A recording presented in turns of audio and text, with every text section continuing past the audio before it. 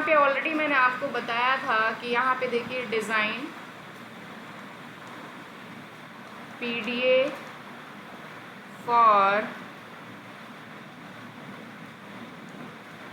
a की power n b की power n such that n greater than equal to 1, ये है यहाँ पर। तो डिज़ाइन द पीडीए, हमें ये करना है कि पीडीए डिज़ाइन करना है आपको यहाँ पे।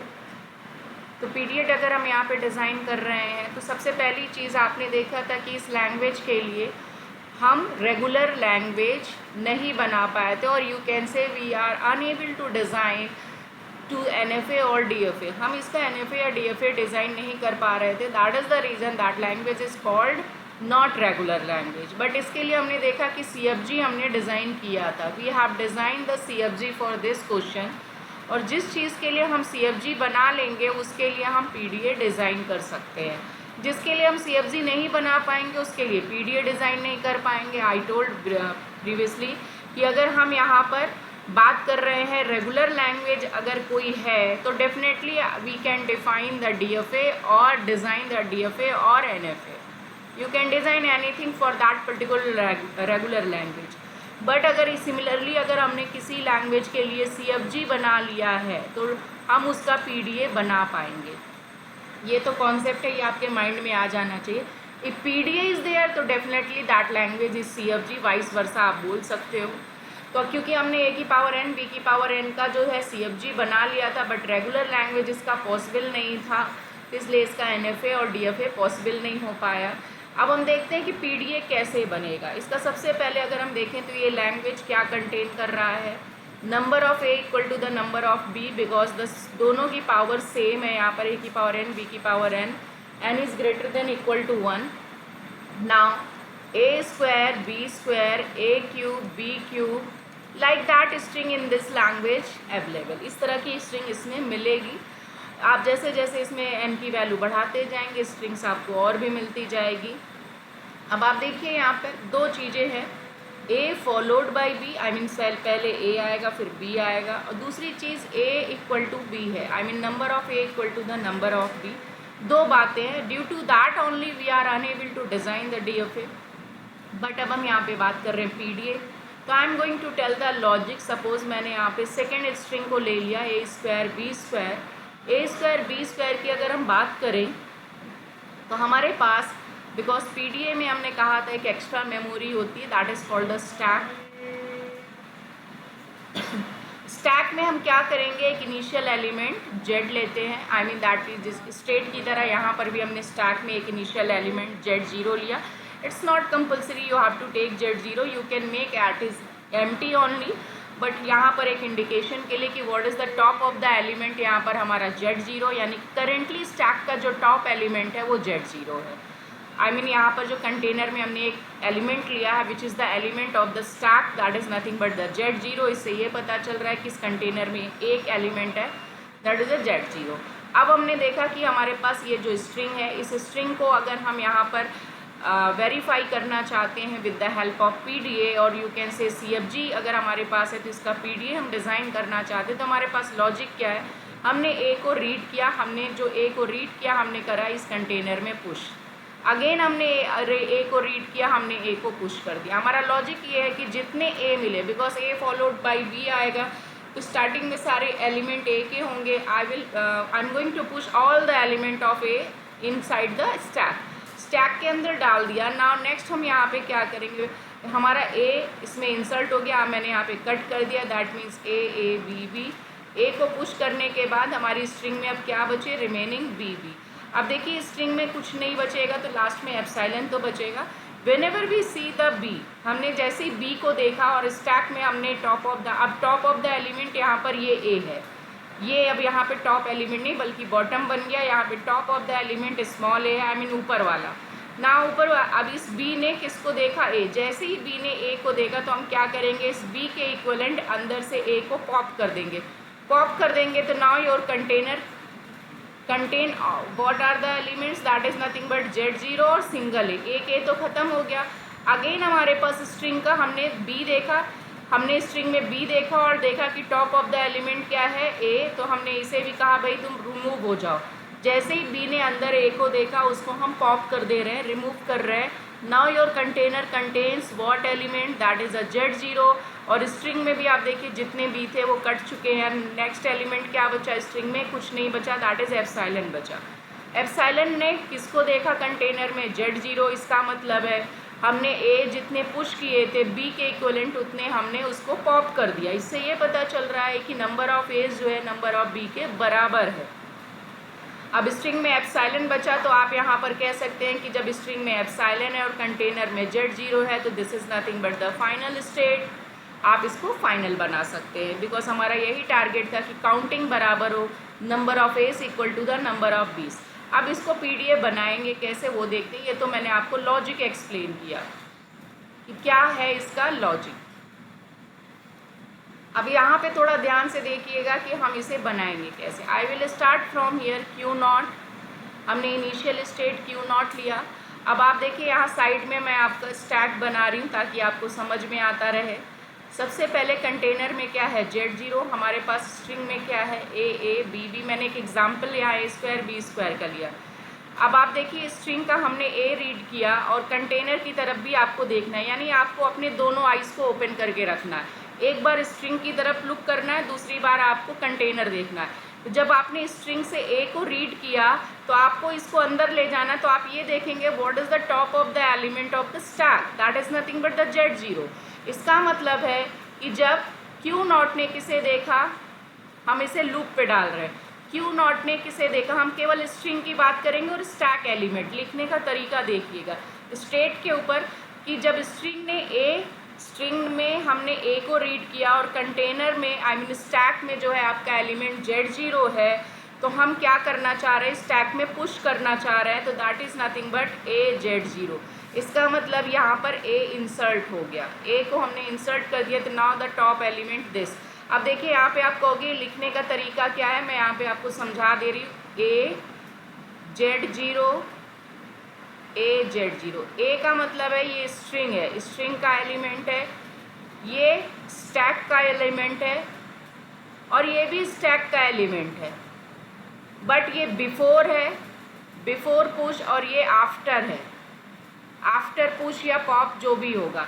तो स्टैक के हम दो ऑप्शंस बताते हैं, I mean before pushing the element and after pushing the element. Stack कैसा, जब आपने स्टैक में देखा था तब वो Z0 था, बट आपने A को इसके अंदर इंसर्ट कर दिया यानी पुश कर दिया, तो now it becomes the A Z0 क्या बता रहा है, जो टॉप एलिमेंट है वो पहले आएगा और उसके बाद जो बॉटम में है। अब आप कहोगे ये लिखने का तरीका क्या, जब आप रीड करते हो तो केवल आप टॉप ऑफ द एलिमेंट को बताओगे और जब आप उसमें इंसर्ट करते हो तो टॉप 2 एलिमेंट्स को बताओगे। ये जो टॉप 2 एलिमेंट्स हैं, अभी तो 2 ही एलिमेंट है तो यही टॉप 2 एलिमेंट हुआ। तो टॉप 2 एलिमेंट्स को आप बताओगे तो that becomes the A Z0। तो ये ध्यान रखिएगा, जो ऑब्लिक करके मैंने ये पूरा स्टैक को रिप्रेजेंट कर रहा है, before the insertion after the insertion का स्टैक है ये। ओके, ये तो फर्स्ट मूवमेंट हो गया। नाउ मैं एक दूसरा लूप बनाने जा रही हूँ। अब आप देखिए यहाँ पे केवल मैं इसे थोड़ा क्लीन कर दूँ तो आपको ज़्यादा समझ में आएगा। अब देखिए हमारे स्टैक में जो है वो Z0 और A आ चुका है। अब क्या है A B, जिसमें से A को आपने रीड कर लिया था, इसका काम खत्म हो गया। अब आपने दूसरे A के पास गए। जब हम स्ट्रिंग का सेकेंड A के देखा और स्टैक की तरफ देखा तो what is the top of the element A। तो आई विल राइट, देखिए हम कैसे लिख रहे हैं, स्ट्रिंग में A और स्टैक का जो टॉप एलिमेंट है वो भी क्या है A है। तो हम क्या करना चाह रहे हैं, इस जितने भी A आए उसे हम इस कंटेनर में डाल रहे हैं। लॉजिक हमारा अपने आप बनाना होगा। जितने भी A आए स्टार्टिंग में वॉट एवर एलिमेंट्स यहाँ पर A के जितने भी नंबर ऑफ A आए उसको इंसर्ट करना है। और हम यहाँ पे क्या देख रहे हैं कि A ने जब A को देखा तो हम यहाँ पे क्या करेंगे, इसे इंसर्ट कर देंगे। अब आप कहोगे डबल A क्यों किया मैम, डबल A नहीं किया बेटा, इस A को हमने यहाँ पर इंसर्ट किया, आई मीन ये भी अंदर आ गया। तो अब देखिए मैंने कहा था ना, बिफोर इंसर्शन सिंगल एलिमेंट को रिप्रेजेंट करते हैं, आफ्टर इंसर्शन आपको 2 एलिमेंट्स को शो करना होता है। तो what is the top 2 elements, that is nothing but the double A। तो I write here double A। That means जब A ने A को देखा तो आपने A यहाँ पर इंसर्ट किया और पहले से A था तो उसका जो टॉप एलिमेंट है वो यहाँ पर हो गया डबल ए।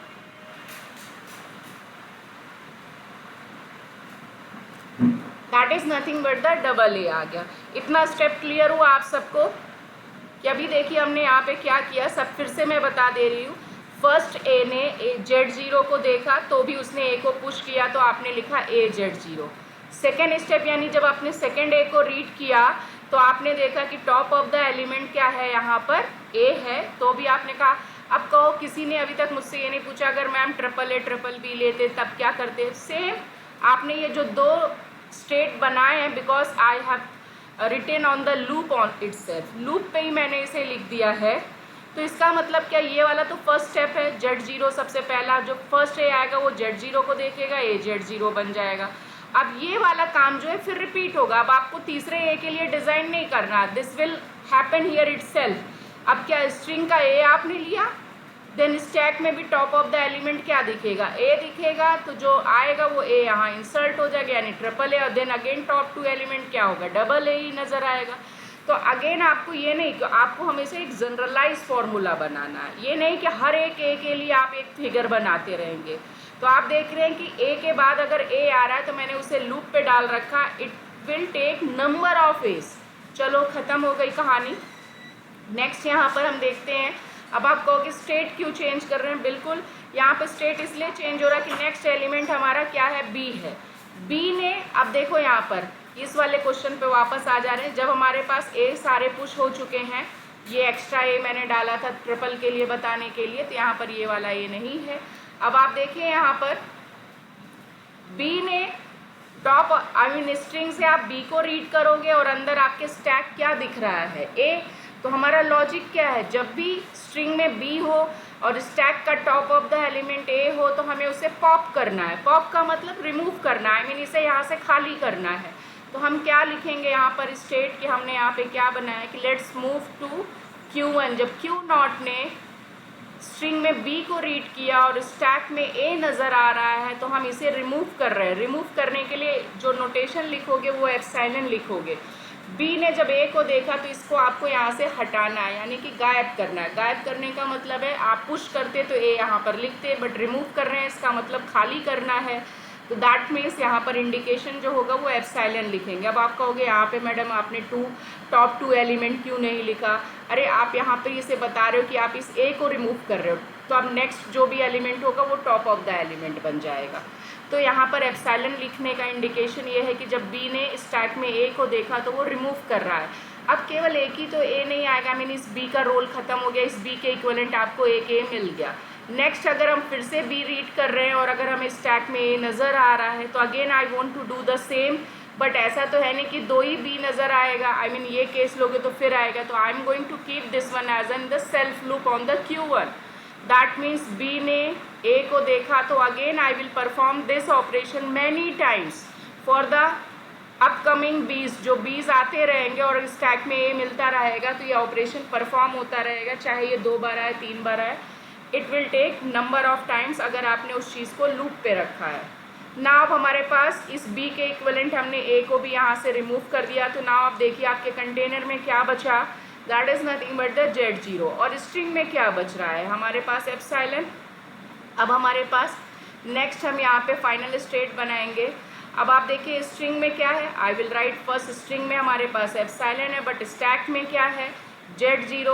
अगर एप्सिलॉन ने Z0 को देखा और मैंने कहा भैया तुम Z0 ही रहो, I don't want to change you, I mean I don't want to remove, तो हमारा ये जो Q2 आएगा उसी को हम कह देंगे भाई तुम फाइनल हो, क्योंकि स्ट्रिंग की जितने भी अल्फ़ाबेट्स थे वो ख़त्म हो चुके हैं और स्टैक आपका देखा जाए तो फिर से Z0 पे पहुंच गया है। इससे ये पता चल रहा है टिल नाउ हमने यहाँ पे नंबर ऑफ एज को अंदर पुश किया था और उसी ए के इक्वलेंट हमने बाहर बी को कंपेयर किया था, तो जितने बी थे उतने ए के इक्वलेंट हमें ए मिल गए, यानी कि दोनों की क्वालिटी को हमने यहाँ पे जजमेंट कर लिया या वेरीफाई कर लिया। फाइनली हमने देखा कि स्ट्रिंग में एप्सिलॉन और स्टैक में Z0 से कंपेयर हो रहा है, इससे ये पता चल रहा है ए जो है सारा पॉप हो गया। किसके इक्वलेंट पॉप हुआ, बी के इक्वलेंट, इससे ये पता चल रहा है ए की पावर n बी की पावर n को डिज़ाइन कर लिया। But in the theory lecture, in the previous lecture I told कि जो PDA का एक्सेप्टेंस है वो 2 तरीके का होता है। ये जो मैंने एक्सेप्टेंस बनाया है that is nothing but the final state, final state acceptance. इसमें मैंने Z0 को कंटेनर से रिमूव नहीं किया, ठीक। आप इस लाइन को आई मीन ये Q1 स्टेट को, अब बाकी सारी चीज़ वही है, Q1 स्टेट से जो भी हमने यहाँ पे काम किया कि एप्सिलॉन ने जब Z0 को देखा और अगर मैंने कहा कि इस Z0 को भी रिमूव कर दो एंड दिस इज Q2, तो now this is also the final state but इसे बोलते हैं नल एक्सेप्टेंस, और ये आपका फाइनल स्टेट एक्सेप्टेंस है। तो आप इन दोनों में से कुछ भी डिज़ाइन कर सकते हो, बट ध्यान रखिएगा क्वेश्चन में पूछा क्या है, design PDF for this language for null acceptance. अगर उसने बोला है नल एक्सेप्टेंस के लिए डिज़ाइन करना है तो आपको फाइनल स्टेट में Z0 को भी रिमूव करके दिखाना होगा। आई मीन ये वाले स्टेप में यहाँ Z0 को Z0 नहीं चेंज करोगे बल्कि आप एप्सिलॉन लिखोगे। तो ये ध्यान रखना, आई मीन ये पूरा पिक्चर यहाँ से यहाँ तक रहेगा, ये Q0 भी है, इसके सारे स्टेट्स आप लिख लीजिएगा, एज इट इज़ रहेगा, केवल ये एक लाइन में अंतर आएगा। दैट मीन्स यहाँ पर हमने Z0 को Z0 छोड़ दिया, this is called the final state acceptance, और यहाँ पर हमने Q2 को यहाँ पे नल कर दिया, आई मीन Z0 को, जब स्ट्रिंग में नल है आपका स्टैक में Z0, तो आपने कभी Z0 को भी रिमूव कर दो तो आपका जो स्टैक होगा वो खाली हो जाएगा। दिस इंडिकेट्स कि हमने ये जो फाइनल स्टेट बनाई है नल एक्सेप्टेंस है, और ये ऊपर वाला क्या है, ये आपका फाइनल स्टेट एक्सेप्टेंस है। तो दोनों में ये डिफरेंस है। अब देखिए यहाँ पर आप इन दोनों में से डिपेंड्स कि अगर वो बोल रहे हैं design PDF for this, then you can design any one out of these two, किसी एक को फाइनल स्टेट आप यहाँ पे कंसीडर कर सकते हो और आपका ये गलत नहीं होगा। लेकिन अगर वो क्लियरली बोल रहा है design the PDF for null acceptance, तो ये नीचे वाला फिगर बनेगा। अगर वो बोल रहा है design the PDF for this question for the final state acceptance, तो आपको ये ऊपर वाला फिगर बनाना है। अगर वो कुछ मेंशन नहीं कर रहा है तो आप दोनों में से कुछ भी बनाइए, आपका दो आंसर सही होगा ना। अब यहाँ पर देखो, ये तो मैंने आपको डिज़ाइन के मेथड से बताया।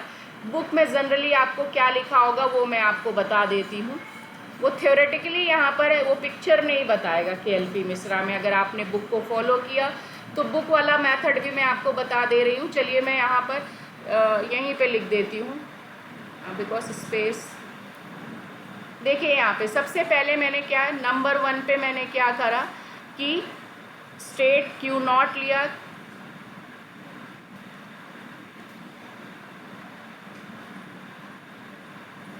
आपने Q0 लिया जो लिखा जाता है PDF को। Q0 ने स्ट्रिंग क्या है आपकी A, स्टैक का सिंबल क्या है Z0, स्टैक का सिंबल Z0 है। ये देखिए मैं यहाँ से लिख रही हूँ, ये जो पिक्चर में मैंने लिखा, स्टेट क्या है आपका Q0, स्ट्रिंग A है और स्टैक का इनिशियल सिंबल Z0 है। तो आप देख रहे हैं कि Q0 को मैंने Q0 में ही रहने दिया। अब स्टैक क्या बन गया, A Z0।